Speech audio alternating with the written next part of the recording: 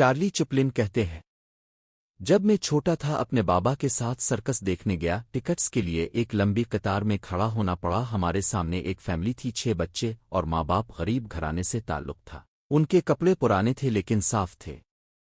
بچے سرکس کے بارے میں بات کر رہے تھے، بہت خوش دکھائی دے رہے تھے۔ جب ان کی باری آئی، ان کا باپ ٹکٹس کے لیے کھڑکی کی طرف بڑھا اور ٹکٹ کی قیمت پوچھی، پھر اپنی بیوی کے کان میں کچھ کہنے لگا۔ اس کے چہرے پر شرمندگی اور دکھ تھا۔ پھر میں نے دیکھا بابا نے اپنی جیب سے $20 نکالے اور زمین پر پھینک دیے، اپنا ہاتھ اس آدمی کے کندھے پر رکھا اور کہا، تمیری پیسے گر گئے۔ اس نے بابا کی طرف دیکھا، اس کی آنکھوں میں آنسو تھے، اور کہا، بہت شکریہ۔ جب وہ سرکس کے لیے اندر چلے گئے، بابا نے مجھے میرے ہاتھ سے پکڑا اور ہم پیچھے ہٹ آئے، کیونکہ بابا کے پاس بس وہی $20 تھے جو اس شخص کو دے دیے۔